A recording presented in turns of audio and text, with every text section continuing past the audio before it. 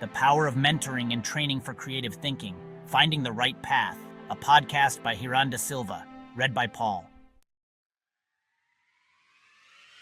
When it comes to training, many people think of learning a tool or skill, how to use Excel, how to write formulas or code, how to do specific tasks.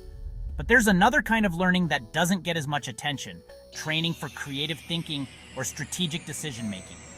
This type of learning can't be reduced to tutorials on how to click the right buttons or apply a formula.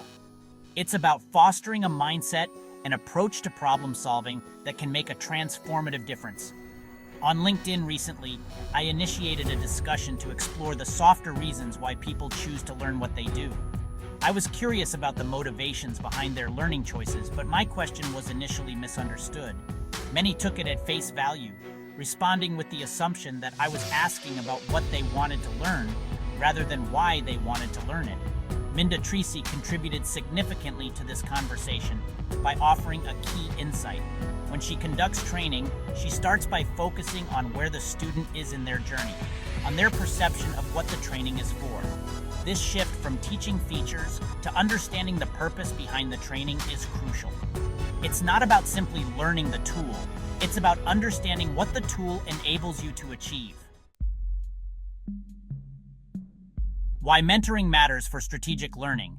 Here's where mentoring comes in. Unlike structured classroom-style training that teaches features, mentoring for creative or strategic thinking requires something more tailored and dynamic. The mentor doesn't just teach how to do something, they guide you toward thinking about why you are doing it and how to apply it in a meaningful way. At the core, the mentor needs to understand how you are currently thinking about the challenge at hand and help you see why a path you took may turn out to be a dead end. It's a feedback loop. In creative or strategic learning, the mentee often doesn't know exactly what they're looking for. This is where the challenge lies.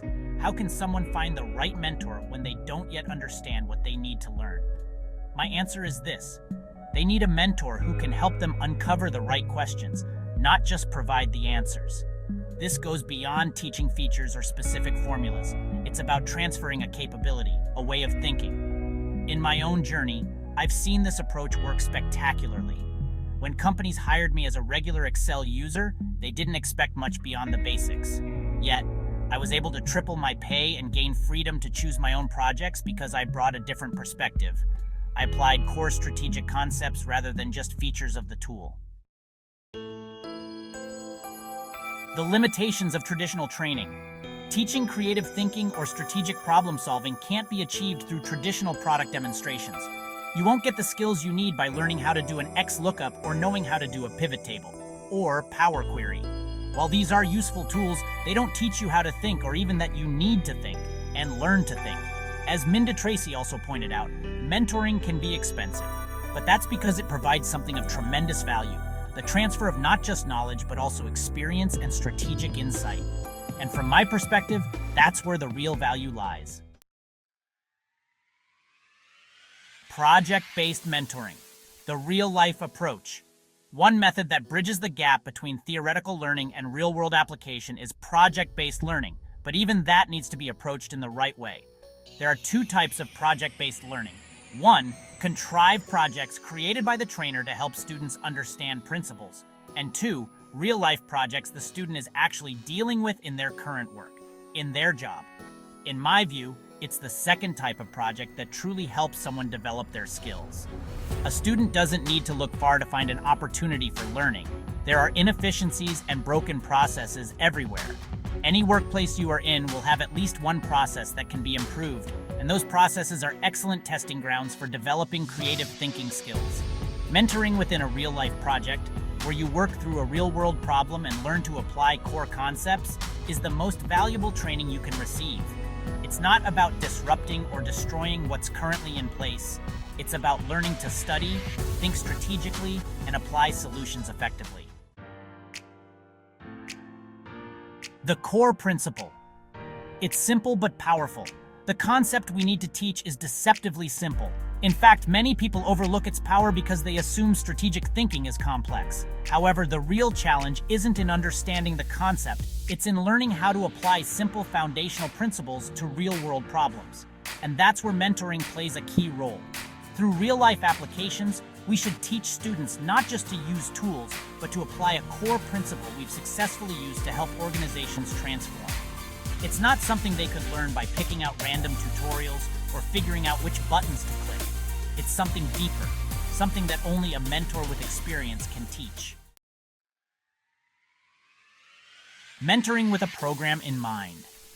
This type of mentoring doesn't happen in a vacuum or by accident. It's not about someone coming to me with a vague idea of wanting to learn Excel or the latest popular feature that's trending on social media. Instead, we need to guide them to look for the opportunities, what I call the low-hanging fruit, or what Haran called the dirty dozen in their workplace. Well-known inefficient methods or well-known outdated ways of working that can be transformed using strategic thinking and the right methods.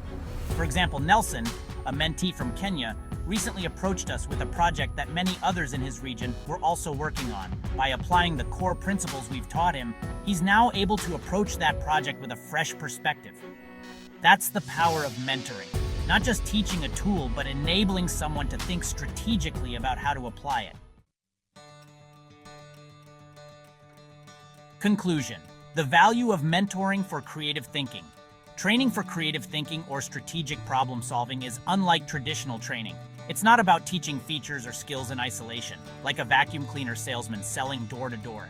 It's about helping people understand how to apply core concepts to make meaningful changes in their work, the environment at work, and beyond.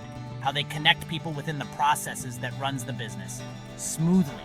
This type of training requires a mentor, someone who has been through the process and knows how to guide others.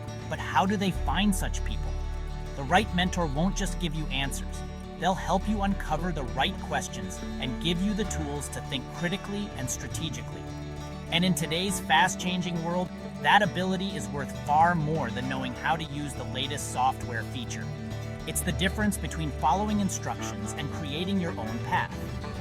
This article highlights the importance of mentoring when it comes to learning how to think strategically and creatively.